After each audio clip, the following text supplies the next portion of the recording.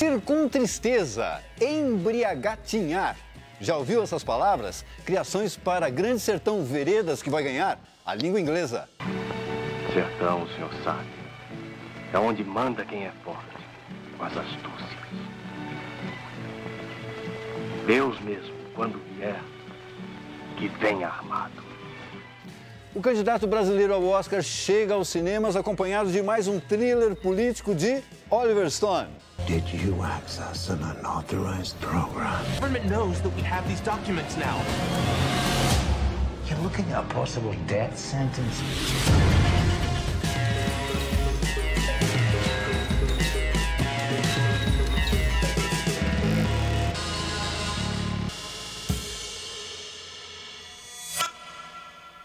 Sejam sempre muito bem-vindos ao Metrópolis e vamos começar com cinema nessa semana polêmica. Polêmica que veio com a política dos Estados Unidos, a eleição do novo presidente, polêmica também que se instala aqui nas nossas estreias, não só nas estreias de fora, mas nas estreias nacionais, começando com o primeiro filme, o filme que foi escolhido para representar o Brasil no Oscar.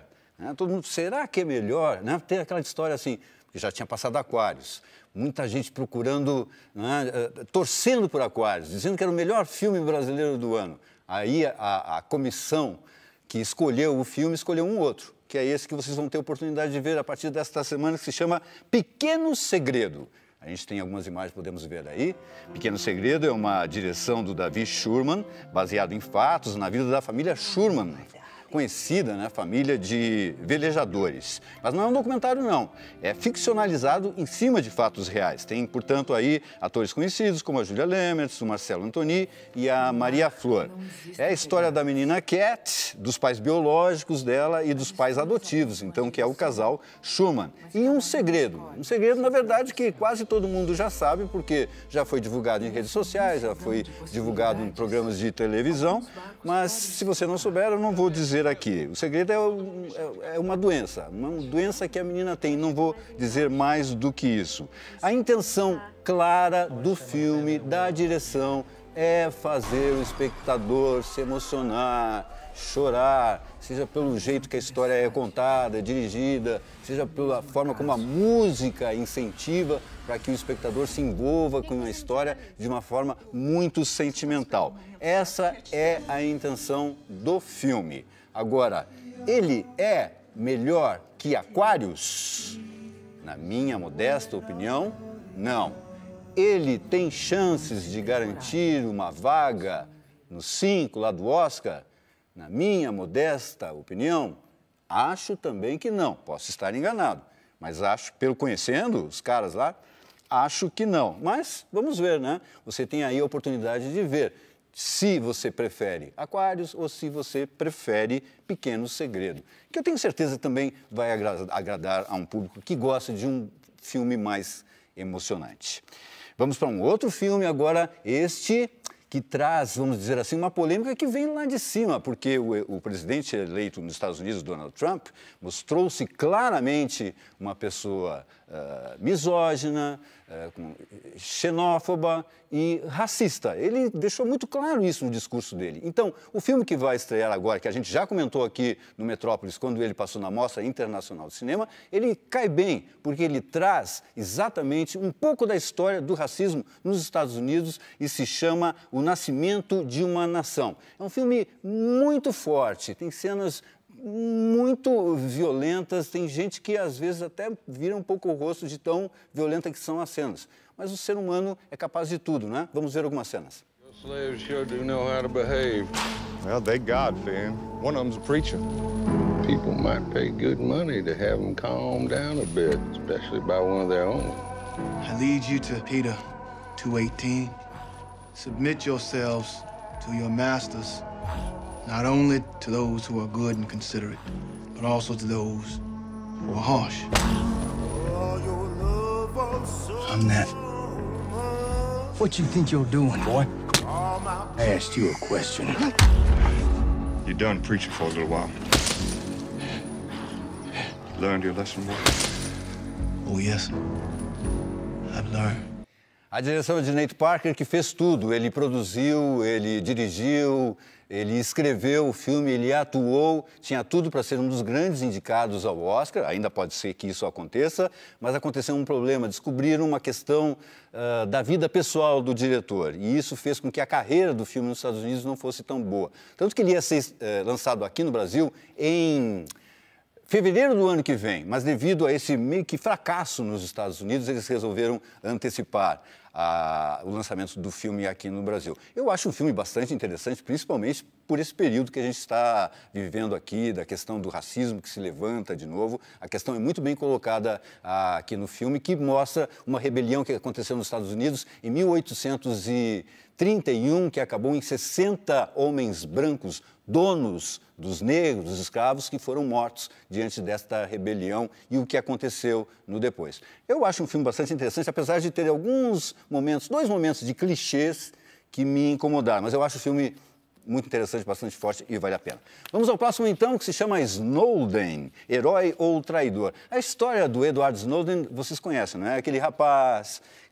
até tem um documentário sobre a vida dele que ganhou o Oscar de melhor documentário em 2014, Edward Snowden, que contou para o mundo como os Estados Unidos espionava de forma clara via internet, via smartphone, via laptops, a vida de todos os cidadãos americanos e a vida do mundo inteiro, inclusive de presidentes do Brasil, que aparece no filme, presidente da Alemanha, todo, inclusive você que está aí do outro lado, também tinha a sua vida espionada.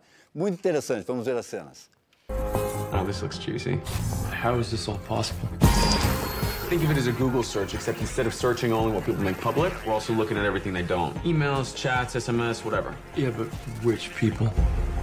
The whole kingdom, Snow White. The NSA is really tracking every cell phone in the world. Most Americans don't want freedom. They want security. Except people, they don't even know they've made that bargain. Are they watching us?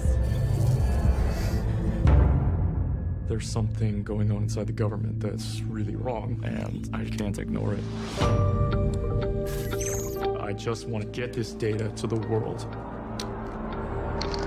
Hey. I feel like I'm made to do this, and if I don't do it, then I don't know anybody else that can. O nome do documentário que eu citei para vocês, que deu até um pouco de origem a esse filme, se chama Citizenfour. Vocês encontram no YouTube, inclusive, se você colocar Citizenfour lá, você vai achar com legendas em português ou Netflix, etc. e tal. Agora, esse filme aqui, ele é ficcionalizado, a direção é do Oliver Stone, que é um diretor mais à esquerda, o diretor mais à esquerda que existe em Hollywood, já assinou filmes incríveis, já ganhou 2 Oscars, já assinou filmes como Platoon, Nascido em 4 de Julho, JFK, Wall Street, Nixon, W, Doors, Scarface, enfim, o cara tem um currículo incrível. Inclusive, no domingo nós vamos ter uma entrevista exclusiva aqui com o Oliver Stone, que vai falar sobre esse filme e sobre a sua carreira. Então, domingo, 8 horas da noite, aqui no Metrópolis. Vamos com mais uma dica para vocês de cinema, que tem a ver também com esse novo presidente que foi eleito nos Estados Unidos, que não esconde os seus preconceitos, e nós aqui lutamos sempre contra os preconceitos. Já começou e está aqui em cartaz em São Paulo o Festival Mix Brasil, um evento sobre a diversidade sexual, com mais de 114 filmes, entre longas e curtas-metragens, de 26 países. O festival é LGBTQ e nós vamos mostrar um filme para vocês, que inclusive foi o filme de abertura, mas que está na programação, que se chama O Ornitólogo. É um filme de um português, de um diretor português, e quem é fã da Mostra Internacional de Cinema já conhece este diretor, ele se chama João Pedro Rodrigues. O filme faz uma alegoria bem libertina da vida de Santo Antônio de Pádua. Então nós temos o sagrado e o profano aí numa narrativa muito pessoal, autoral e surreal do diretor. O João Pedro Rodrigues, ele ganhou o prêmio por esse filme de melhor direção no Festival de Locarno. E ele também tem uma retrospectiva dos seus filmes agora no Mix Brasil. O primeiro filme dele se chama O Fantasma, do ano 2000, passou na mostra aqui e já mostrou o que esse diretor veio. Ele veio para dar uma sacudida na vida das pessoas. Agora, se você é um religioso, uma pessoa religiosa e que não gosta de ver as suas crenças colocadas em xeque, não vai ver o filme que você vai se incomodar, porque o diretor é bastante iconoclasta, tá ok? Então, essas são as dicas. Se você quiser, para saber os outros filmes, os horários, etc., do Mix Brasil, você coloca lá no Google, mixbrasil.org.br, e você vai saber de toda a programação. Ok? Para completar nossas dicas de cinema, tem Agenda na Faixa com programas de graça aqui em São Paulo.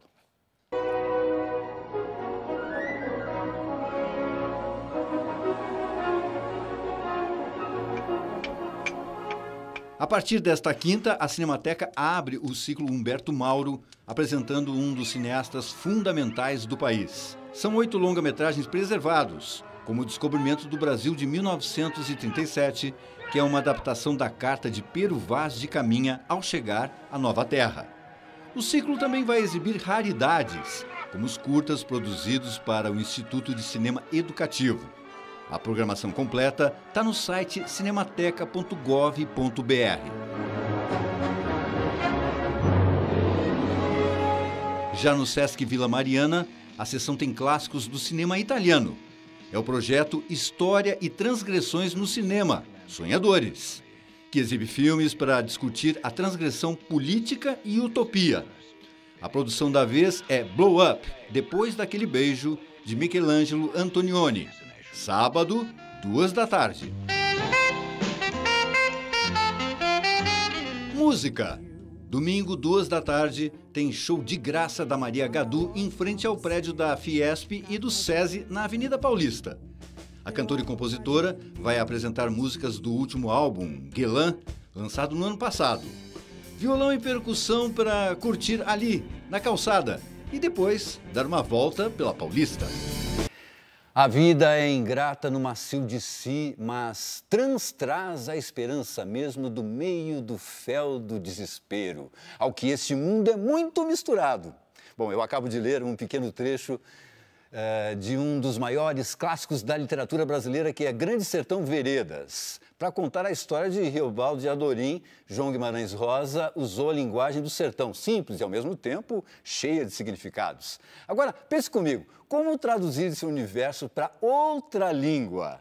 O desafio é de Alisson Entrekin, que está aqui comigo, que é tradutora. Boa noite, Alisson. Boa noite. Alisson, que é australiana, mas está no Brasil há quanto tempo, Alisson? Há 20 anos. Há 20 anos. E traduzindo para o inglês há quanto tempo? 16 anos. 16 anos. Eu tenho aqui algumas traduções que a Alisson já fez para fora, de Chico Buarque. Aqui Sleep Milk, tem Clarice Lispector, Near to the Wild Heart, está aparecendo aí. E aqui, Blood Drenched Birds, do Daniel Galera. Isso. Barba ensopada de sangue. Muito bem. É difícil, a gente sabe, traduzir. Qualquer coisa é difícil traduzir. Qual é a maior dificuldade? Cada livro traz alguma dificuldade. E em cada caso é diferente. Pode ser um livro cheio de gírias específicas de uma época e um lugar, como Cidade de Deus, que as gírias e aquele meio de vida ali é muito específico. Então, não tem equivalente no exterior. Mesmo num lugar pobre, mais ou menos parecido, não tem nada parecido, na verdade. Sim. Então, nesse livro, essas foram as dificuldades. No livro do Chico Buarque, dá conta dessas brincadeiras linguísticas que ele faz. Aí já começa a complicar. Muito. Ele pode fazer uma coisa na página 37 que tem um eco na página 97. Tem que estar atento para essas coisas.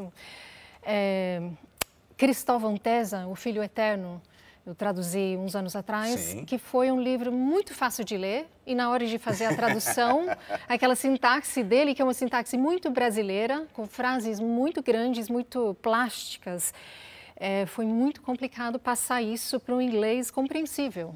E agora, não sei, talvez seja mais difícil ainda traduzir Grande Sertão Veredas, que é um arquiclássico da literatura brasileira, que já é difícil para o brasileiro entender. Não é? Muitas vezes tem que fazer 2 leituras, 3 leituras para entrar naquele universo mágico, realista e mágico ao mesmo tempo. Você está com o apoio do Itaú Cultural para fazer isso. Isso. Não é? Eles vão apoiar você para, durante 3 anos, você se dedicar a essa tradução? Exatamente. E como é que vai ser feito isso? Eu vou trabalhar com uma pequena equipe de pessoas. Eu tenho um professor particular de literatura que vai me apoiar. A gente vai fazer leituras dinâmicas e com ele eu foco alguns aspectos do texto que eu acho difíceis. Depois eu passo a fazer um primeiro rascunho. E daí vão surgindo os problemas da tradução. E tem uma outra colega, Daniela Travaglini, que trabalha comigo também há 16 anos, que sempre que eu tenho uma coisa mais difícil, eu vou e consulto ela, a gente fica discutindo. E ela queria uma tensão. Eu represento a minha língua, ela representa a língua brasileira, portuguesa, e a gente fica ali discutindo até achar alguma solução ou uma luz, alguma coisa para pelo menos começar a tentar achar uma solução. Então eu fico num vai e volta entre essas 2 pessoas. Claro. E inúmeras revisões. E em algum momento também tem que deixar esfriar, deixar de lado meses e meses e voltar. E voltar. E sempre que eu abro o arquivo, mudo alguma coisa. Claro. Nós temos três pessoas, 3 especialistas que vão falar um pouquinho do universo do Guimarães Rosa agora para vocês. Eu não conheço nada superior a Grande Sertão Veredas. Eu acho que com Grande Sertão Veredas a literatura brasileira encontrou a sua expressão máxima. A coisa fundamental dele é que ele transforma o mundo numa linguagem extraordinariamente pessoal. Ele criou uma linguagem extremamente original na obra dele, que não é nem a reprodução da fala do homem rústico do sertão, nem apenas puramente uma fala de neologismos ou inventada. Não há dúvida que a linguagem é extraordinária, porque não é inventada, é trabalhada. Né? A linguagem não é só inventada, como você falou, não é? Ela é trabalhada. Daí, mais trabalho para você. Com certeza. Assim, olha, não é uma brincadeira. O que eu vou propor aqui para você, na verdade, vai ser até para o espectador ter uma ideia da dificuldade dessas novas palavras. É evidentemente que você vai se debruçar e vai ficar meses olhando para essas palavras e ver como vai traduzi-las, não é? Vamos colocar um neologismo aí. Por exemplo, enxadachim. Enxadachim seria enxada mais espadachim, mais ou menos isso. Você tem, assim, de rápido, não que você vai colocar isso no livro, mas como seria um enxadachim? Eu não faço a menor ideia. Eu tenho que olhar as coisas no contexto. Dentro do contexto. Você não pode pegar uma palavra como ela...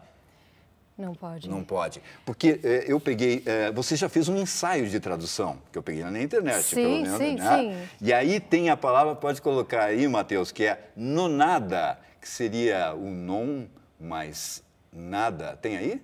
Tem um nonada aí? Hã? Tá aí? Tá aí, ó, nonada. Aí sim, nesse ensaio, que eu não sei se você vai realmente colocar no livro, mas é uma possibilidade, né? Você colocou como? Nonot. Nonot.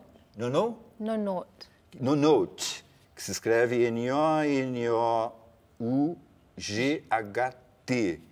que significa mais ou menos... Not é uma negação também, mas é uma palavra arcaica, que caiu em desuso. Uhum. Nossa, eu passei por muitas versões dessa primeira palavra, como o próprio Guimarães Rosa também passou. Ele foi rabiscando e colocando outras ideias antes de chegar no nonada. Eu acho que é capaz dessa palavra ficar mudando até o livro ser publicado em inglês. Mas eu gosto dessa solução, mas eu penso que posso achar outra. Pode achar outra. Sim. Né? Exatamente. Eu estava lendo aqui e eu disse, nossa, achei muitas coisas muito interessantes, mas eu acho muito difícil de se aproximar. Sabe que às vezes eu estou vendo um filme em inglês e eu vejo as legendas e vejo que as traduções das legendas não correspondem ou não caem tão bem como a língua original. Ou quando a gente muitas vezes está vendo aquelas traduções simultâneas no Oscar, que a piada lá nos Estados Unidos, no inglês, tem muito sentido, é muito legal, é um jogo de palavras interessante, mas na tradução se perde completamente, não é? A tradução de humor é muito difícil. É por isso que os livros do Chico Buarque são difíceis, porque ele tem um humor muito sutil, mas está ali e está forte. Eu não posso tropeçar nessas brincadeiras que ele faz. Mas também o humor requer que você tenha um pouco de conhecimento cultural. Sim. Se você não conhece a cultura, você pode contar uma piada que absolutamente não vai ter graça para quem está ouvindo de outra língua. Então tem que dar todo um contexto também. Eu vou colocar, que você não vai traduzir também, mas só para o pessoal ter uma noção de o que você vai enfrentar, circuntristeza. Esse é um outro, vamos chamar de neologismo, só para simplificar, circuntristeza, que seria o circundante mais tristeza, seria uma tristeza circundante, né? Que você aí vai ficar, tem 3 meses para você poder pensar nesta palavra e muitas outras. Olha, boa sorte, muito sucesso para você nessa empreitada. Não é fácil, mas eu acho que é um desafio sensacional. Ter que se debruçar diante de uma obra tão rica, tão incrível como a obra do Guimarães Rosa, né? E ter que traduzir isso lá para fora. Coisa que você já conseguiu com muito brilhantismo em outros livros que foram até premiados, né? Muito obrigado, então, pela sua presença aqui no Metrópolis. Muito obrigada a você. Okay? Até a próxima. Eu quero dizer para você que a Alisson, inclusive, já esteve numa... vamos dizer assim, um evento do Itaú Cultural. Esse evento ele continua até sexta-feira. Se vocês quiserem maiores informações sobre esse evento, que inclui aí língua, política e outros assuntos, se informem no itaucultural.org.br. Bom, agora chegou o momento das histórias em quadrinhos no Metrópolis. Nossa dica da semana é sobre o maior criador do país. Este é o pequeno Maurício, vendedor de doces. Você conhece?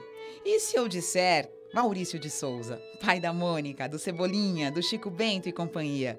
Da infância aos primeiros personagens, passando por aventuras no Exército e no início da carreira, quando era repórter policial, Memórias do Maurício apresenta 25 episódios da vida do autor, contados e ilustrados por alguns dos mais talentosos artistas do Brasil.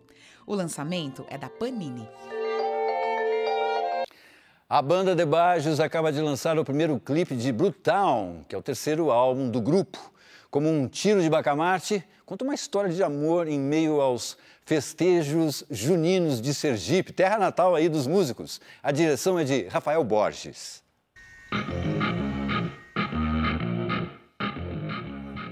Com The Bajos nós encerramos o Metrópolis de hoje. Voltamos amanhã às 11 da noite. Até lá, tchau, tchau. Até me parece ser tarde demais. Quanto mais me fere, eu a quero mais. Segue me esnobando e me massacrando. É fera me ter. Me ganha sem pose, meu peito se abre. É o tiro de 12 ou de bacamarte. Se junta as crianças que dançam chegança. Não quer mais parar. Pinta seu rosto com mestiça tu. Lá de longe me manda um beijo. Dança no mastro e solta pitu. Na caceteira do mestre hindu. Eu só de relance a quero pra mim. Busco outra chance, feitiço sem fim. É paixão a vera que me dilacera. Não quero fugir.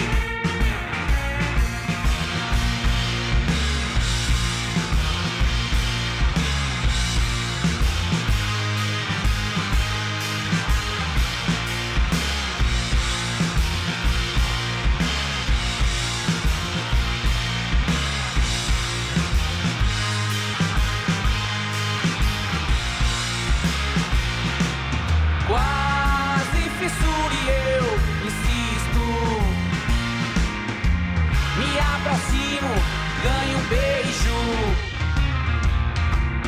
Entre as espadas busca pés e medos. mantenha o fogo.